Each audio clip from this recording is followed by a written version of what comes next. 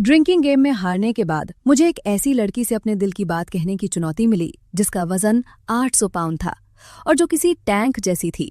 लेकिन गलती से मैंने वो मैसेज सीधे ठंडे दिल वाले सीईओ को भेज दिया।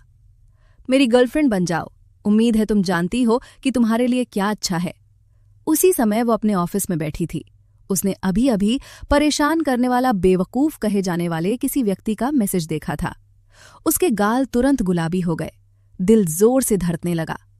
क्या उसने मुझे अपनी औरत कह दिया? एक ऐसा इजहार जो कोमल भी था और दबंगई भरा भी। वो काफी देर तक जम सी गई। एक शब्द टाइप करने से ठीक पहले मैंने बस ठीक है लिखा, लेकिन 2.5 मिनट बीत जाने के बाद भी मुझे उसकी तरफ से कोई जवाब नहीं मिला। वो तुरंत घबरा गई और जल्दी जल्दी बचकाने और रोने धोने वाले संदेशों की झड़ी लगा दी। बेबी, मैंने तो हाँ कह दी थी। बेबी, तुम क्या कर रहे हो? मेरे संदेशों का जवाब क्यों नहीं दे रहे? बेबी, क्या तुम्हारा नहाना हो गया? मुझे तुम्हें गले लगाने दो। कल तुम जो भी करना चाहोगे मैं तुम्हारे साथ करूंगी। लेकिन दूसरी तरफ से कोई प्रतिक्रिया नहीं आई। उसका मिजाज बेहद तनावपूर्ण हो गया। कुछ पल हिचकिचाते हुए उसने हल्के से अपने होंठ दबाए और टाइप किया, परेशान करने वाले बेवकूफ जेक थॉम्सन, कल सुबह मेरे ऑफिस आ जाओ। अगली सुबह मैं नींद से जाग उठी। फोन को कस कर पकड़े हुए थी। सिर दर्द भी हो रहा था। धत तेरे की, कल रात मुझे नींद कैसे आ गई? चलो छोड़ो। फोन देखा तो 7:30 बज चुके थे। मैंने ठीक से कपड़े भी नहीं पहने थे। हड़बड़ी में ऑफिस की तरफ भागते भागते किस्मत से 7:59 पर ऑफिस पहुंच गई। देर नहीं हुई थी। तभी मेरा सबसे अच्छा दोस्त लिल वुल्फ मेरे पास आया। उसने मुझे दया भरी निगाहों से देखा। जेक भाई, सीईओ सोफी तुम्हें ढूंढ रही हैं। मैंने तुम्हें आने को कहा था। जल्दी से सीईओ के ऑफिस चलो, लगता है बहुत जरूरी है। ये सुनकर मेरे चेहरे पर सवालिया निशान छा गए। CEO Sophie? मेरा और उनका आपस में कोई लेना देना नहीं है। वो मुझसे क्या चाहती हैं?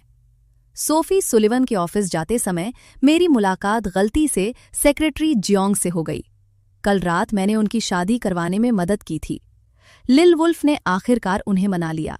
जब उन्होंने मुझे देखा तो सेक्रेटरी ने कहा। जियोंग ने थोड़ा सा भौहें चढ़ा लीं और मुझे धीरे से याद दिलाया, जेक सावधान रहना, आज सुबह सीईओ कुछ अजीब लग रही हैं। ये सुनकर मैं थोड़ा हैरान रह गया। वो बर्फ की तरह अजीब? अजीब तो उनकी सामान्य स्थिति है, अजीब कैसे? सचिव जियोंग ने भौहें चढ़ाकर सिर हिलाया। मैं कैसे कहूं, वो किसी लड़की की तरह शर्मीली लग रही हैं। ये सुनकर मैं लगभग उछल पड़ा। ये तो बहुत ही असामान्य है। सोफी सुलिवन, क्या वो महिला किसी युवती की तरह शर्मीली होना जानती है? फिर मैंने सचिव जियोंग को सिर हिलाकर सहमति दी। मैं सीधे सोफी सुलिवन के दफ्तर में दाखिल हो गया। जैसे ही मैंने दरवाजा खोला, मेरी नजर एक महिला पर पड़ी जिसने सफेद रंग की सनड्रेस पहनी हुई थी। एक हाथ ठुड्डी पर रखा था, गाल गुलाबी थे और वो किसी बात में मग्न थी। सीईओ सोफी, आपने मुझे इतनी सुबह किस लिए बुलाया? सोफी सुलिवन का ये अपरिचित रूप देखकर मुझे थोड़ी असहजता हुई। मैंने अपना सिर खुजाते हुए अजीब तरह से पूछा। सोफी सुलिवन ने यह सुना और मेरी तरफ देखा। हमारी नजरें मिली। अगले ही पल उनके चेहरे पर हल्की सी मुस्कान आ गई। वो शर्मा गई। फिर उसने एक बढ़ते बच्चे की तरह शर्माते हुए अपना सिर नीचे कर लिया। जेक थॉम्सन, कल रात के बारे में क्या आप कुछ कहना चाहते हैं? शब्द बस यहीं खत्म हो गए। मैं तुरंत जम गया। कल रात की बात? कल रात मैं शराब पी रहा था, ट्रूथ और डेयर खेल रहा था। उससे जुड़ी कोई बात नहीं की थी। मैंने कल रात की घटना को याद करने की बहुत कोशिश की, लेकिन फिर भी समझ नहीं पाया कि सीईओ सोफी के साथ कल रात क्या हुआ था।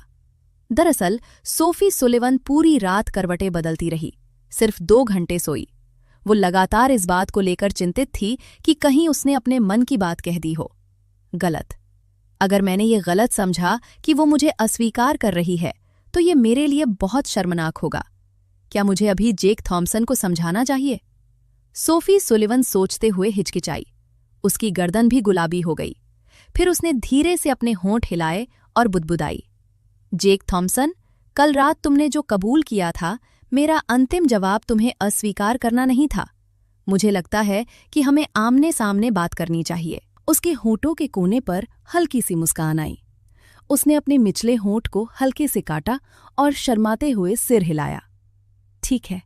फिर उसने एक लंबी सांस ली, अपने मूड को संभालने की कोशिश करते हुए। मैंने जल्दी से अपना फोन निकाला और पेंगुइन ऐप खोला। मेरी नज़र सीईओ सोफी के साथ चैट पर पड़ी। उस पल मैं ठंडे पसीने से भीग गया था, उंगलियां कांप रही थीं और मैं चैट पर क्लिक कर रहा था। धिक्कार है, ये क्या बकवास है। मुझे साफ याद है कि पिछली रात मैं ट्रुथ और डेयर हार गया था और मैंने ये बात कबूल की थी। Tank girl. अब निशाना सोफी सुलिवन बन गई। उन्होंने मुझे हरा दिया। मैंने तुरंत अपना सिर जोर से हिलाया और चेहरा पोंछा। अब कभी नशे में ये खेल नहीं खेलूंगा। जेक थॉम्सन, क्या तुम शांत हो गए हो? आखिरकार सोफी सुलिवन बोली। उसने थोड़ी नाराजगी से मेरी तरफ देखा। मैंने अपना सिर खुजाया और कुछ देर के लिए शांत हो गया। नशे में कबूलनामा, संदेश गलत भेजा गया। फिर भी मैंने बर्फ की त्रस्ट्रेशन ठंडे सीईओ को हरा दिया। जब मैं अभी भी हिचकिचा रहा था, तभी मेरे कान में एक मशीनी आवाज आई। डिंग! बधाई हो, सोलमेट बाइंडिंग सिस्टम को सक्रिय करने के लिए होस्ट। चुनी गई soulmate Sophie Sullivan. Beauty score 95 points. Sophie Sullivan के साथ सोलमेट के रूप में जुड़ने से सिस्टम आधिकारिक तौर पर जागृत हो जाता है और सभी फंक्शन अनलॉक हो जाते हैं। इनाम के तौर पर 5 मिलियन सॉफ्ट करेंसी और 1000 पॉइंट्स मिलते हैं। सोफी सुलिवन से सहमत होने पर ही 5 मिलियन का इनाम मिलता है। क्या मुझे चुनने की भी जरूरत है? क्या मैं पैसे से आसानी से प्रभावित होने वाला व्यक्ति हूं? क्या मैं आसानी से विचलित होने वाला व्यक्ति हूं? मैंने हल्की सी खांसी की और सोफी सुलिवन की आंखों में सीधे देखा। सीईओ सोफी, मैं बस अपने शब्दों में ही कह सकता हूं। पिछली रात जो कुछ भी कहा, सोच समझकर कहा। वो मेरे दिल की गहराइयों से निकला था। मैं, जेक थॉम्सन, यूं ही प्यार नहीं बोल देता। ये पैसे के लिए या नशे में गलती से भेजे गए मैसेज के लिए नहीं है। मैंने किसी गलत व्यक्ति को मैसेज क्यों नहीं भेजा, बल्कि सोफी सुलिवन को ही क्यों भेज दिया? किस्मत को कुदरत का हुक्म मानना चाहिए। ये सुनकर सोफी सुलिवन का चेहरा और भी लाल हो गया। शर्माते हुए उसने अपना सिर नीचे कर लिया, हाथ कसकर जोड़ लिए और होंठ हल्के से सिकोड़ लिए। ये देखकर मेरे होठों के कोने हल्के से ऊपर उठे। सीधे सोफी सुलिवन की ओर बढ़ते हुए, शरारती अंदाज में झुकते हुए, तो मैं तुम्हारे लिए क्या हूं? ये सुनकर सोफी सुलिवन का चेहरा और भी लाल हो गया। उसकी छोटी मुट्ठियां कसकर बंद हो गईं। जेक थॉम्सन, तुम पूछने का नाटक क्यों कर रहे हो? आखिर मैं ही तो इस कंपनी की सीईओ हूं। सोफी सुलिवन ने अपने हाव भाव को संभाला। उसके होठों के कोने हल्के से मुड़े। हाँ, जेक थॉम्सन, तुम पूछने का नाटक क्यों कर रहे हो? फिर उसने धीरे से अपना गोरा हाथ आगे बढ़ाया और अपने दिल की ओर इशारा किया। चूंकि मैंने तुमसे सहमति जताई है, तो तुम स्वाभाविक रूप से हो मेरे दिल में बसे इंसान, मेरे पति। सोफी सुलिवन ने बोलना खत्म ही किया था कि अगले ही पल मेरे दिमाग में सिस्टम की आवाज फिर से गूंज उठी। डिंग! होस्ट को बधाई, सोलमेट बाइंडिंग सिस्टम पूरी तरह से सक्रिय हो गया है। सोलमेट सोफी सुलिवन, पुरस्कार वितरित कर दिए गए हैं। लेकिन मैंने सिस्टम की बात बिल्कुल नहीं सुनी। मेरे विचार अभी भी सोफी सुलिवन के पति पर ही अटके हुए थे। हे भगवान, सोफी सुलिवन ने सच में ऐसा कहा? ये कदम न सिर्फ नुकसान नहीं पहुंचाएगा, बल्कि बहुत बड़ा फायदा पहुंचाएगा। सोफी सुलिवन मेरे ठीक सामने। अब भेड़ की खाल में भेड़िया की तरह वो चंचल और शर्मीली दोनों थीं। उसकी नजरें कभी कभी मेरी तरफ जाती थीं। छेड़छाड़ के बाद वो अचानक जम गई। दोनों हाथ बेचैनी से कांप रहे थे। समझ नहीं आ रहा था कि उन्हें कहाँ रखे। मानो मेरी बाहों में गिरकर प्यारी सी अदा दिखाने वाली थी। लेकिन अगले ही पल किसी ने गलियारे से दरवाजा खटखटाया। उसे एक मीटिंग में बुलाया गया। सीईओ सोफी, थंडर कॉरपोरेशन के सीईओ विलियम्स 10 मिनट में आ रहे हैं। क्या आपको कुछ तैयारी करनी है? सचिव जियोंग की आवाज बीच में ही सुनाई दी। सोफी सुलिवन स्पष्ट रूप से थोड़ी झुंझलाहट महसूस करते हुए वो फिर से अपने ठंडे स्वभाव में लौट आई। ठीक है, मुझे पता है। इस तरफ मैं अभी अपनी डेस्क पर बैठा ही था कि मैडिसन वोंग और लिली सॉन्ग आ गईं। जेक भाई, ये दलिया मैंने आज सुबह बनाया था, क्या तुमने नाश्ता कर लिया? जैक थॉम्पसन, लिटिल वुल्फ ने कहा कि तुम लोगों ने कल रात शराब पी थी। क्या अभी भी सिर दर्द है? ये दोनों कंपनी में मेरी छोटी छोटी फैन लड़कियां हैं। आमतौर पर मैं उन्हें थोड़ा चिढ़ा सकता था, लेकिन अब मैं पहले से ही किसी के साथ हूं। चलो तुम दोनों जाओ, मुझे कुछ काम है। मैंने हाथ हिलाया। इस अस्वीकृति से दोनों लड़कियां निराश होकर चली गईं। ठीक उसी समय मेरा सबसे अच्छा दोस्त लिटिल वुल्फ ने यह देखा और मुस्कुराते हुए पास आया। जेक भाई, क्या चल रहा है? एक लड़की प्यार से दलिया लेकर आई है और तुम उसे नहीं खाना चाहते। लिटिल वुल्फ की अभी अभी गर्लफ्रेंड बनी है, इसलिए वह थोड़ा बहका हुआ था। ये सुनकर मैं बस कड़वी मुस्कान ही दे पाया। मैंने हाथ हिलाकर कहा, कुछ नहीं, बस प्यार हो गया है, बस इतना ही। दूसरी महिलाओं से यूं ही कुछ स्वीकार नहीं करना चाहता। लिटिल वुल्फ चौंक गया। प्यार? अरे बाप रे! सीईओ सोफी के ऑफिस गए और प्रेमी बन गए। जवाब एकदम साफ है। लिटिल वुल्फ ने घूंट भरा। मुझे अविश्वास भरी निगाहों से देखते हुए जेक ने कहा, भाई वाह, तुमने तो लॉटरी जीत ली। बताओ, सीईओ सोफी ने तुम्हें किस कजिन से मिलवाया? ये सुनकर मेरे चेहरे पर सवालिया निशान छा गए। मैंने ठंडे लहजे में लिटिल वुल्फ की तरफ देखा। कजिन? बिल्कुल नहीं। सोफी सुलिवन क्यों नहीं? लिटिल वुल्फ की आंखें चौड़ी हो गईं। उसने तुरंत चारों ओर देखा। उसकी आवाज कांप रही थी। जेक भाई, इतनी आसानी से मत बोलो। क्या तुम टेक डिपार्टमेंट के ओल्ड ली की कसम भूल गए? जो भी सीईओ सोफी को पटा लेगा, वो उसे बिजली के पंखे के साथ हेडस्टैंड का लाइव स्ट्रीम दिखाएगा। ये सुनकर मैंने भौहें चढ़ा ली। अरे बाप रे, ये भी है। छोड़ो, बेचारे ली को जाने दो। तो मैंने बहाना बना लिया, ये तो सीईओ सोफी का कजिन है। लिटिल वुल्फ ने राहत की सांस ली और मुझे थम्सअप भी दिया। मैं बस उसे बेबस होकर देखता रहा, मुड़कर कंप्यूटर पर काम करने लगा। आखिर मैं भी तो जिंदगी जी चुका हूं।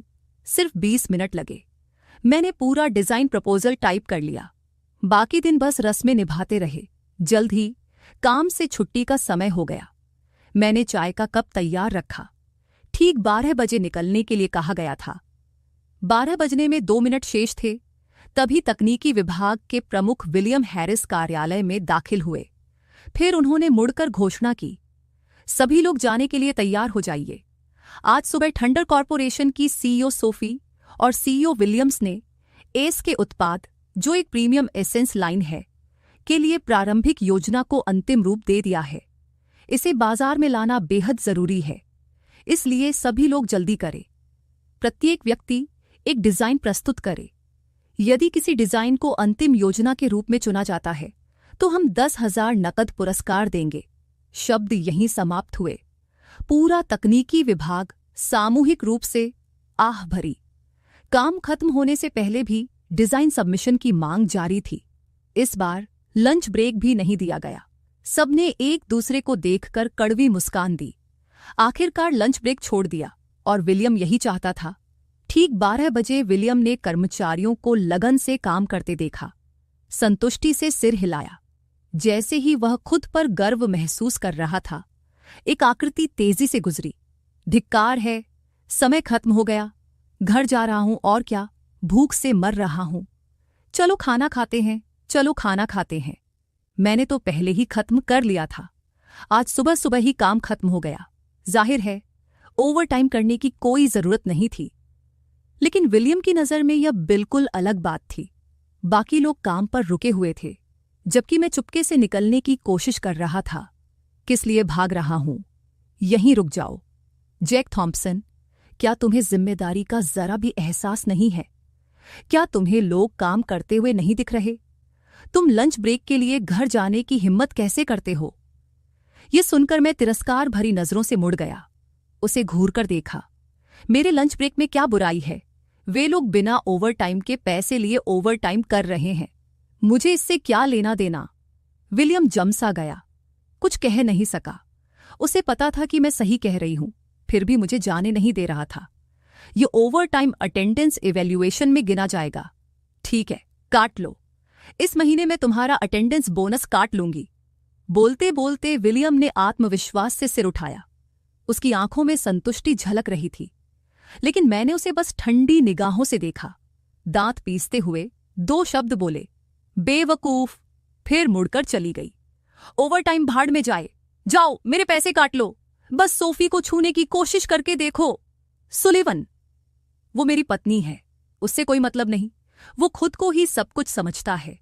थोड़ी देर में मैं अपने अपार्टमेंट बिल्डिंग पहुंच गया। रास्ते में अपनी पसंदीदा बीफ नूडल की दुकान पर रुका, भरपेट खाना खाया, फिर आराम से घर चला गया। खाली समय का सदुपयोग करते हुए सिस्टम का अध्ययन किया।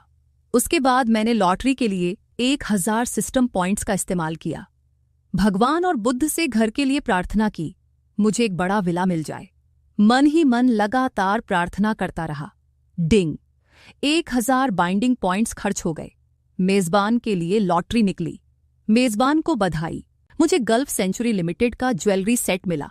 धिक्कार है, मुझे इस बेकार चीज की क्या जरूरत है। मुझे बहुत बुरा लग रहा था, इसलिए मैंने इसे बेचने का फैसला किया। अचानक मैंने गहरी सांस ली, सोफी सुलिवन के इशारों को याद करते हुए। ये साफ तौर पर मुझे तोहफे देने के लिए मजबूर कर रहा है, लेकिन हां, सोफी सुलिवन के लिए कुछ खरीदना चाहिए। Galaxy shopping centre. काम पर जाते समय मैं गल्फ स्टोर के पास से गुजरा। सोचा, क्यों न इसे ही खरीद लूं। आज दोपहर सोफी सुलिवन को सरप्राइज दूं। मैं सीधे 4थी मंजिल पर गया। केंद्र। पता नहीं कितनी लड़कियों ने मेरा नंबर मांगा, मैंने मना कर दिया। मन ही मन थोड़ा चिढ़ रहा था। धिक्कार है, इतनी जल्दी में निकल गया, मास्क पहनना भूल गया। इस बेहद खूबसूरत चेहरे को छुपा नहीं सकता। मैं सीधे ग्रो स्टोर में चला गया। यहां लगभग सभी अमीर लोग थे, सिवाय मेरे। अमीर महिलाओं से मिलने से डर लग रहा था। खरीदारी पूरी होते ही मैंने तुरंत सेल्स गर्ल को अपना नाम बताया। उसे मेरे लिए जल्दी से तैयारी करने को कहा। सेल्स गर्ल ने स्वाभाविक रूप से देरी नहीं की। आपको पता होना चाहिए कि मेरे हार की कीमत 2.88 तक है। लाखों। वो अपनी पूरी जिंदगी बेच दे तो भी इतनी रकम नहीं होगी। जब मैं सामान लेने का इंतजार कर रहा था, तभी एक अधेड़ उम्र का आदमी आया। सीधे मुद्दे पर आया। उसने कहा कि वो ये हार खरीदना चाहता है। पैसे की कोई दिक्कत नहीं। उसने अपना परिचय थॉमस सुलिवन के रूप में दिया। ये नाम सुनकर मुझे जाना पहचाना सा लगा, कहीं सुना है। हार की कीमत जानने के बाद मैं खुद को रोक नहीं पाया। लालच से बचना बहुत मुश्किल था, लेकिन फिर सोचने लगा, अगर मैं थॉमस सुलिवन को बेच दूं तो सोफी सुलिवन को क्या दूं? मेरी पत्नी को भी तो अपना कुछ चाहिए, क्लास।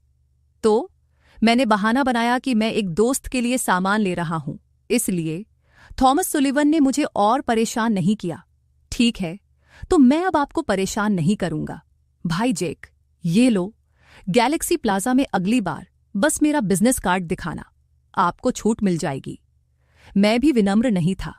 मैंने तुरंत बिजनेस कार्ड ले लिया। तभी सेल्स गर्ल ने सावधानी से पैक किया हुआ गहनों का डिब्बा निकाला। कोई बात नहीं, तो मैं चलता हूं। उसके बाद मैं डिपार्टमेंट में वापस गया और स्वाइप किया। अंदर गया, फिर सीधे सबसे ऊपरी मंजिल पर सीईओ के कार्यालय में चला गया। अंदर जाते ही मैंने सोफी सुलिवन का गुलाबी चेहरा देखा, जो खिड़की से बाहर की ओर देख रही थी। पता नहीं उसके मन में क्या शरारती विचार चल रहे हैं। मैं तुरंत उसके पास गया, अपना सिर उसके करीब झुकाया और उसकी खुशबू महसूस की। पत्नी, आधे दिन की जुदाई, मैं तुम्हें बहुत याद कर रहा हूं। जैसे ही सोफी सुलिवन ने मेरी तरफ देखा, वह फिर से घबरा गई। उसकी आंखें कुछ छुप रही थीं। उसका दिमाग उलझे विचारों से भरा हुआ था। उम्मा, उसके बाल कुछ थोड़ा बिखरा हुआ है। क्या मुझे इसे ठीक करने में उसकी मदद करनी चाहिए या इसे ऐसे ही छोड़ देना चाहिए? क्या यह बहुत अंतरंग होगा? हां, मैं उसकी प्रेमिका हूं। आखिरकार सोफी सुलिवन ने अपना कोमल दाहिना हाथ बढ़ाया। बायां हाथ मुट्ठी में बंद था और मेरे बालों को ठीक से संवारने में मेरी मदद की। फिर अजीब तरह से अपना हाथ पीछे खींच लिया। क्या तुमने दोपहर के भोजन में पर्याप्त खाया? बिल्कुल, मैंने पर्याप्त खाया। पत्नी, मैं तुम्हें बताता हूं, नीचे मेरी एक शानदार बीफ नूडल की दुकान है। जब तुम खाली हो जाओगी, मैं तुम्हें वहां ले चलूंगा। सोफी सुलिवन थोड़ी देर रुकी। कंपनी की सीईओ होने के नाते कोई छुट्टी नहीं मिलती। लगभग हमेशा व्यस्त रहना पड़ता है कंपनी में, इसीलिए उसने मन ही मन योजना बनाना शुरू कर दिया। कल का सारा काम रद्द कर दो, नहीं, आज रात ही जाना होगा। जब सोफी सुलीवन अभी हिसाब लगा ही रही थी, तभी मैंने सोचा कि आज दोपहर का कार्यक्रम रद्द कर देते हैं। मैंने धीरे से ग्रोव नेकलेस का डिब्बा निकाला, सोफी सुलीवन के गले में पहनाने की तैयारी करते हुए। मेरे हाथ में नेकलेस देखकर सोफी सुलीवन की आंखें आश्चर्य से चमक उठीं। वह जमसी गई। सोफी सुलीवन को ग्रोव ब्रांड के बारे में कुछ जानकारी थी। अतुलनीय रूप से शानदार, रत्न खूबसूरती से चमक रहा था। उसी समय एक अजीब सी अनुभूति हुई। उसके दिल में एक अजीब सी भावना उमड़ आई। ऐसा लगा जैसे उसे पक्का चुन लिया गया हो। जेक थॉम्पसन मुझसे कितना प्यार करता होगा कि इस तोहफे पर पैसे खर्च करने को तैयार है। इसके बाद सोफी सुलीवन ने अपनी खूबसूरत आंखें बंद कर लीं। चेहरा लाल हो गया। उसने धीरे से अपना सिर झुकाया और मेरे द्वारा उसे हार पहनाने का इंतजार करने लगी। लेकिन अगले ही पल फोन बज उठा। हेलो, हे भगवान, क्या उसे फिर से द्वारा पड़ रहा है? अभी भी मुसीबत खड़ी करने की हिम्मत कर रहा है। मैं अभी आ रही हूं। मैंने बात खत्म करके हार को वापस डिब्बे में रख दिया। कुछ बेबसी से मैंने कहा, पत्नी जी, मुझे कुछ काम है, मुझे पहले जाना होगा। सोफी सुलीवन थोड़ी निराश हुई, सिर हिलाकर बोली, तो आप जाइए, जरूरी काम मत छोड़िए। उसी समय उसकी आंखों में साफ गुस्सा झलक रहा था। देखना है कौन अंधा मूर्ख इस महिला की अच्छी चीज को बर्बाद करने की हिम्मत करता है। पहले की बात सुनकर ऐसा लग रहा था जैसे यह कोई व्यावसायिक मामला हो। वह बहुत नाराज और गुस्से में थी। मन ही मन वह चाहती थी कि मैं खुद उसे हार पहनाऊं। उम्मीद नहीं थी